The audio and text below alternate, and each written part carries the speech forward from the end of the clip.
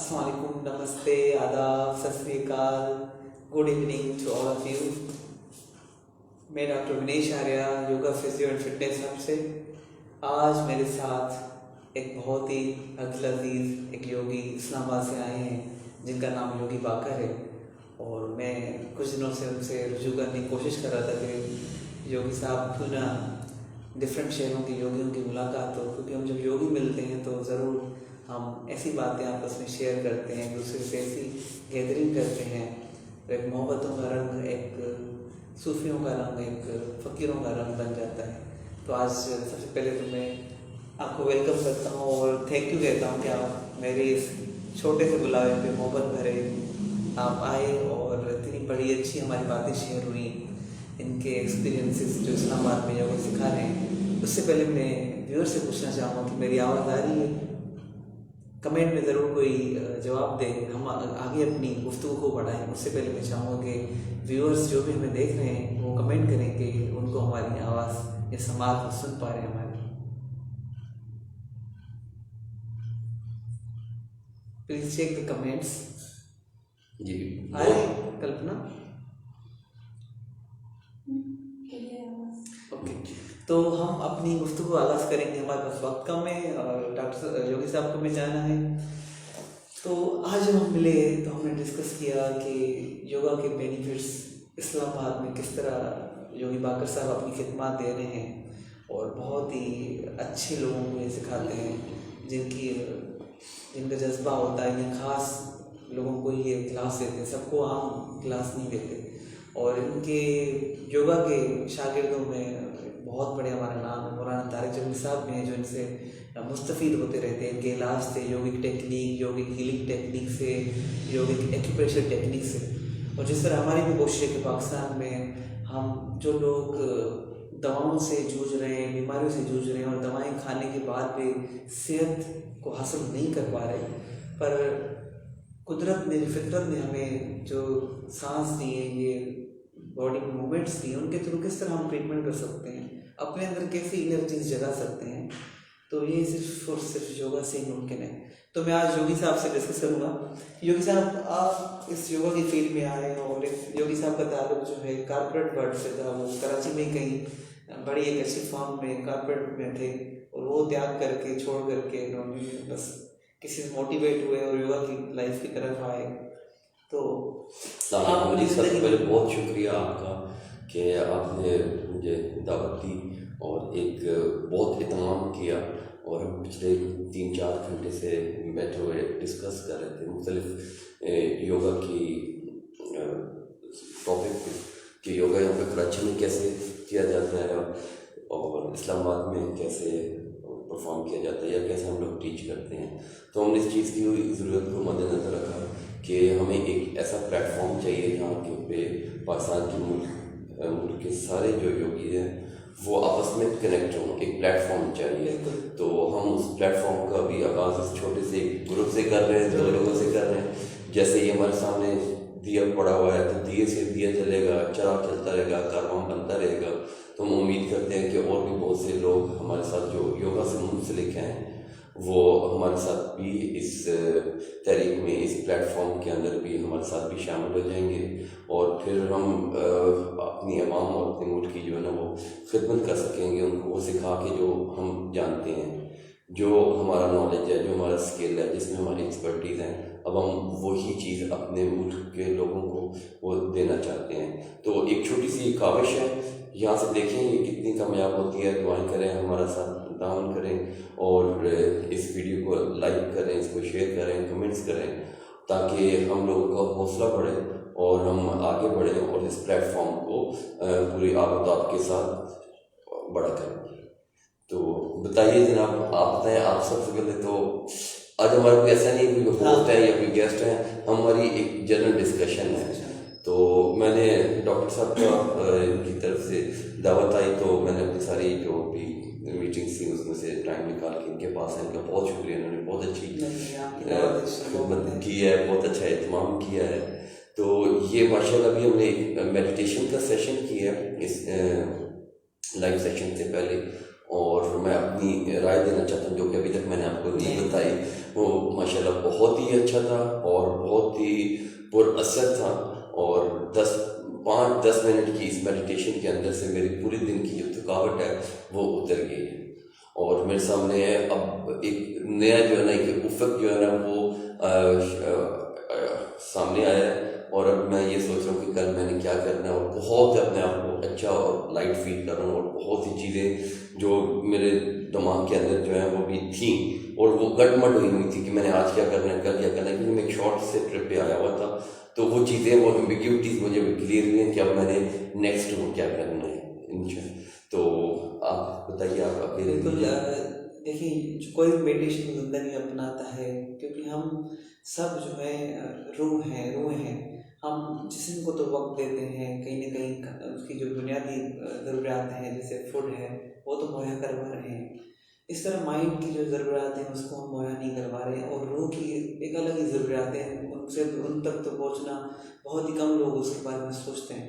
तो मुझे बहुत खुशी होती है मैं जब देखता हूँ पाकिस्तान में कोई भी फेसबुक पे, क्योंकि हमारी फील्ड ऐसी, दूसरी जो फील्ड होती है एक जैसे लोग होते हैं ना, वो आपस में नफरतें करते हैं, हसद करते हैं, बोक्स करते हैं, कंपटीशन करते हैं। पर हमारी फील्ड के योगी ये इस्लामाबाद में सिखाते हैं, कोई कराची में सिखाता है, कोई फैसलाबाद में सिखाता है, कोई लाहौर में सिखाता है।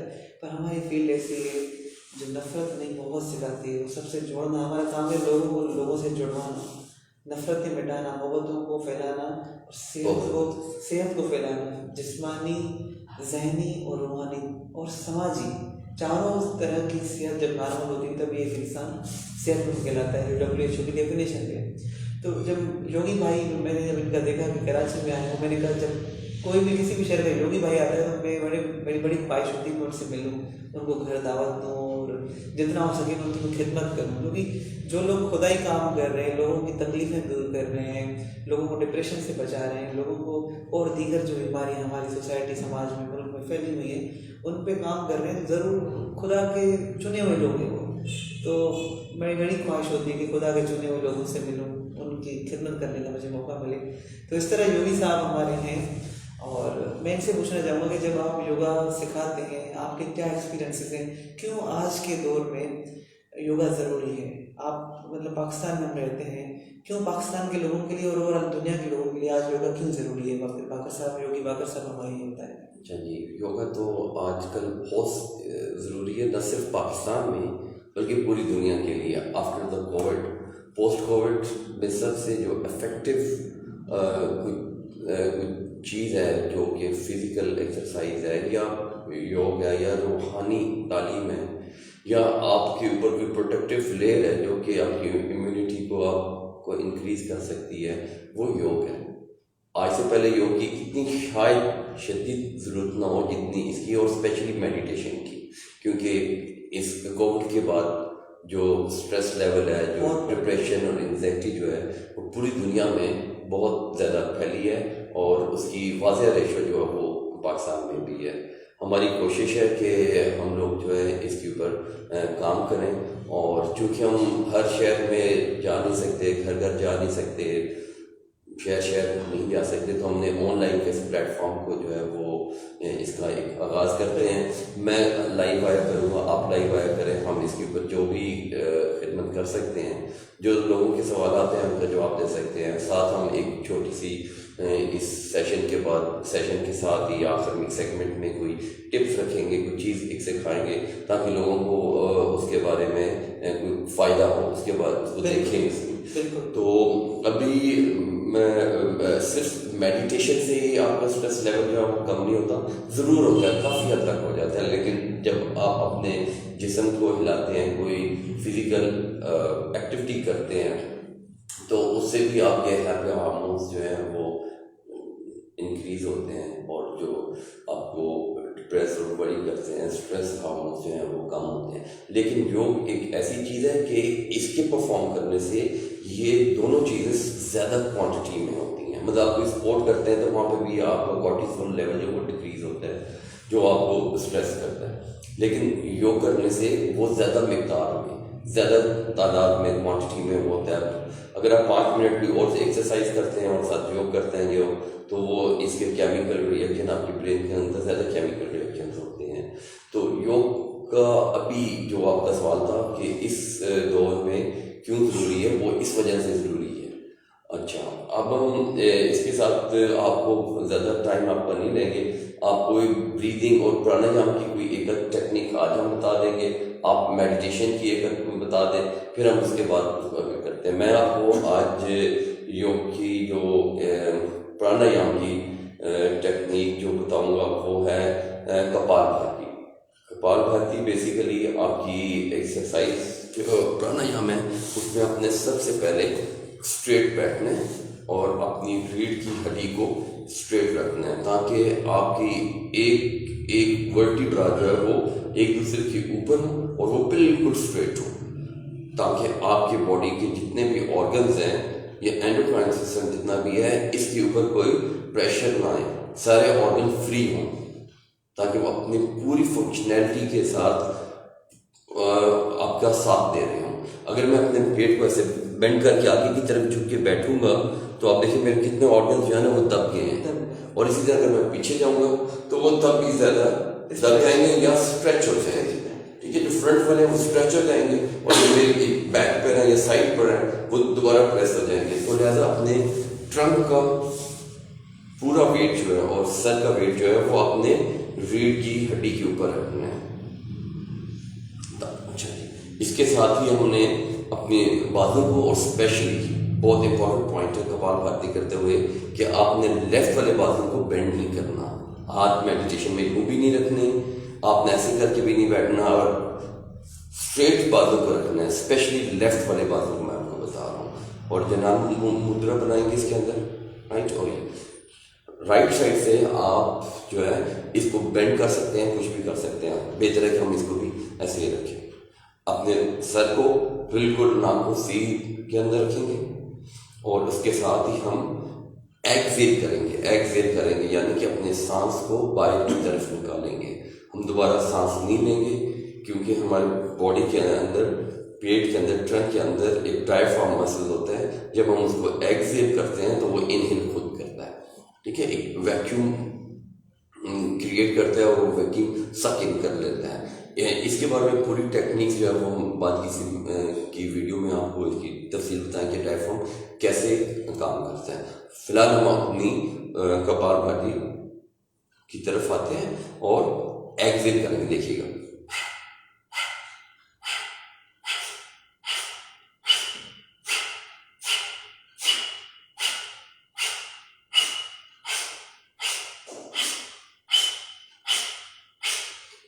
कपालभाति की 2-3 तरह की रफ्तार हो सकती है। हम इसमें अभी थोड़ा सा फास्ट भी जाएंगे, लेकिन जब आप इसके ऊपर अबूर हासिल कर सकें, पूरा कमाल हासिल कर सकें, तो फिर आप तेज करें। शुरू में इसको आपने मीडियम पेस के साथ करना है, स्लो में भी नहीं कर पाएंगे। स्लो में कैसे होगी,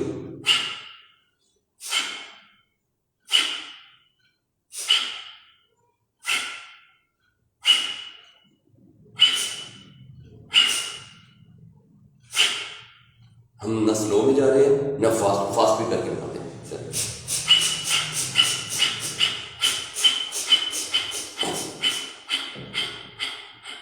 मीडियम में, हाँ 1 सेकंड में 1 रखें तो मीडियम में एक स्ट्रोक, मीडियम में स्ट्रोक देंगे कपालभाति। हम मीडियम करके आप एक्सेल कर रहे हैं, दोबारा देखिएगा, सांस निकाल रहे हैं, ब्रेथ आउट कर रहे हैं, इनहेल नहीं कर रहे हैं।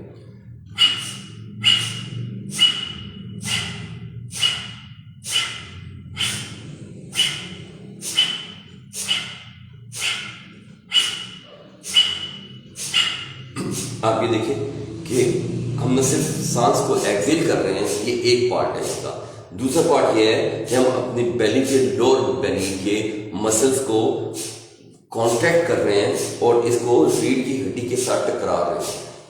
इससे क्या होगा, आपके बॉडी के अंदर जितने भी एंडोक्राइन सिस्टम है, जो सिस्टम्स हैं, किडनीज हैं, लीवर्स हैं, स्प्लीन है, डाइजेस्टिव सिस्टम है, वो रीढ़ की हड्डी के साथ टकरा रहा है और उसके ऊपर इंटरनल मसाज हो रहा है। जैसे हम कोई चोट लग जाती है तो हम उसके ऊपर मसाज करते हैं तेल लगा के, ये उसकी हीलिंग कर रहा है। ये आपके एंडोक्राइन सिस्टम को, उसकी फंक्शनैलिटी को इंक्रीज कर रहे हैं। ये ब्रीदिंग ऐसी है कि अगर आप सिर्फ किसी एक ब्रीदिंग पे कमाल हासिल करते हैं तो आपको बाकी प्राणायाम जो है वो शुरू में करने की जरूरत नहीं पड़ती। ये खुद कमाल है अपने आप में। इसके बहुत से फायदे हैं। इससे आपका जो है स्ट्रेस लेवल एकदम जो है वो नॉर्मल हो जाता है। ब्लड प्रेशर आपका, अगर आप इसको नॉर्मल पेस के साथ, मीडियम में के साथ करें, वो नॉर्मल हो जाता है। आपके ऑक्सीजन लेवल, बॉडी के अंदर आपकी ऑक्सीजन जो है वो पूरी हो जाती है। इसके अलावा सबसे इम्पोर्टेंट जिसके बारे में हम कहते हैं कि हर बीमारी की जड़ जो है वो आपका डाइजेस्टिव सिस्टम होता है, वहाँ से ही इसकी शुरुआत होती है। तो कपालभाति करने का सबसे जो वाज़ह जो फ़ायदा है वो आपका डाइजेस्टिव सिस्टम जो है वो प्रॉपरली फंक्शन करता है, और आपकी जो ग़ज़ा हम खाते हैं उस फूड के एक एक न्यूट्रिएंट को ब्रेक डाउन करके आपके बॉडी तक उसको पहुंचाता है, एक एक सेल तक, एक एक टिश्यू तक। तो ये हमारी आज की जो टिप थी आपके लिए कपालभाति की। और मैं डॉक्टर साहब को रिक्वेस्ट करूंगा कि अगर आप मेडिटेशन की कोई 1-2 मिनट हमें दे दें ताकि हम अपनी क्लोजिंग की तरफ जाएं, और फिर नेक्स्ट टाइम साथ ना भी हों तो हम डिस्टेंस पे भी हों तभी हम ऑनलाइन जो है ना वीकेंड पे एक सेशन जरूर कर लिया करेंगे। जी प्लीज़। मेडिटेशन के लिए वक्त कम है हमारे पास, 2 टिप्स मैं आसान दे देता हूँ। सबसे पहले जो है हमें मेडिटेशन के लिए अपने माइंड को होल्ड करना सिखाना है, कंट्रोल करना नहीं। विथ होल्ड मतलब कुछ चीज़ों में टिकाना सिखाना है। जो फोकस है, कंसंट्रेशन स्टार्ट जो है कंसंट्रेशन से करनी सिंपल, फिर आहिस्ता आहिस्ता मेडिटेशन में गहरे होते जाते हैं। कंसंट्रेशन के 2 तरीके हैं। कुछ लोग बाहर आसानी समझते हैं, जो बिल्कुल जिनका माइंड जो है वाइब्रेटरी है, बिल्कुल नहीं ठहरने वाला है, अनस्टिल है, तो वो बाहर में ढूंढ सकते हैं। कोई तस्वीर है, कोई फ्लावर है, कोई जैसे लैम्प जल रही है, दिया है, कोई दीवार में कोई भी निशान आपने बनाया हुआ है, नूर बनाया हुआ है, तो उस पर आप आँखों को टिका करके भी अपने माइंड को पहले स्टिलनेस में ला सकते हैं। पर हर वक्त आपके साथ दिया नहीं हो सकता, हर वक्त आपके साथ फ्लावर नहीं हो सकता, हर वक्त आपके साथ बाहर का मटेरियल नहीं हो सकता। तो सबसे अच्छा कुदरत की दी हुई हमारे जिस्म में कहते हैं एक ही चीज़ है जो प्रेजेंट में चलती है। हमारा माइंड नहीं चलता, हमारा माइंड तो पास्ट एंड फ्यूचर में चलता है, हमारी सोच में नहीं चलती प्रेजेंट में। हमारी प्रेजेंट में सिर्फ और सिर्फ जो चलती है वो हमारी ब्रीथ है, हमारी सांस है। तो breath is the biggest tool, जिसको प्राणायाम बोलते हैं। ब्रीथ के थ्रू अपने मन को कंट्रोल करने का नाम प्राणायाम है।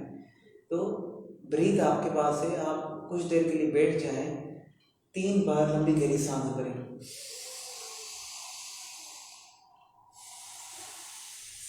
तो वॉलंटरली जो आपने सांस भरी, इसको आप देखें, इस पे आप अपनी तवज्जो टिकाएं। फिर 3 सांस जो आपने वॉलंटरी भरी, उसके बाद जो नेचुरल कुदरतन फितरतन जो सांस चल रही है, जो इतना जो बारीक होती है, जो आम आदमी जब तक बैठे नहीं उसके साथ फील नहीं करता, तो उसको फील करना शुरू करना है आपको। जो बारीकी फितरतन जो नेचुरल सांस चल रही है, जो आपके कंट्रोल में नहीं है, खुद चल रही है, उस पर आपको अपने माइंड को टिकाना है, तवज्जो टिकानी है। यहाँ से आपका पहला सफ़र ब्रीथ जो है मेडिटेशन का शुरू होगा। तो आज यहीं तक हम रखते हैं। थैंक यू सो मच, और बहुत बहुत शुक्रिया जो दोस्त हमें देख रहे थे, और बहुत शुक्रिया मेरे प्यारे दोस्त योगी भाई फाकर साहब का, जो इस्लामाबाद से आए और मुझे टाइम दिया। और ऐसे ही मोहब्बतों के सिलसिले, ये मिलनसार जो हमारी मोहब्बतें हैं, इस्लाम, अगर हमारा इस्लामाबाद आना हो तो हम ज़रूर आपसे मिलेंगे। जब भी आप कराची बता रहे हैं तो इस हमारे फकीरों के गरीब खानों को नहीं भूलिएगा, ज़रूर आएगा। और आप सबको भी हम एंड में यही पैगाम देंगे, मैं और योगी बागर साहब मिल करके, कि कहीं से भी सीखें। हम ये भी नहीं कहते कि हम हमारे पास आके सीखें, कहीं से भी आप रहते हैं, मुल्क के किसी भी कोने में रहते हैं, योगा को, मेडिटेशन को अपनी ज़िंदगी का हिस्सा बनाएं। उससे आप बेहद मुस्तफ़ीद होंगे, आपकी ज़िंदगी बदल जाएगी। ये हम आपको अपने एक्सपीरियंस और अपने यकीन से कह रहे हैं। और यही चीज़ इसको मैं भी ऐसे वाइंड अप करूँगा कि अगर आप योग करेंगे तो आप ये सिर्फ अपने लिए नहीं करेंगे, ये अपने मुल्क के लिए करेंगे, अपने ख़ानदान के लिए करेंगे, अपनी सेहत के लिए करेंगे। अगर हम एक सेहतमंद माशरा पैदा करेंगे तो उसमें एक सेहतमंद सोच पैदा होगी, हमारा तरक्की करेगा, हम आगे बढ़ेंगे। और अगर हमारे स्पोर्ट्स और हमारे ग्राउंड्स जो हैं वो भरे होंगे, उसके अंदर लोग ज़्यादा आएंगे जो कि आजकल वीरान हैं, तो फिर हमारे हॉस्पिटल अस्पताल जो हैं वो वीरान हो जाएंगे। और हम उनको यही चाहते हैं कि आप ज़्यादा से ज़्यादा फिज़िकल एक्टिविटीज़ करें, योग करें, और अपने खेल के मैदानों को भरें और अस्पतालों को वीरान करें। यही मेरा आज का आपके लिए पैगाम है। Thank you so much to viewers. Thank you so much, brother. Thank you. Thank you to Kalpana जिन्होंने वीडियो शूट हमारी करनी, थैंक यू।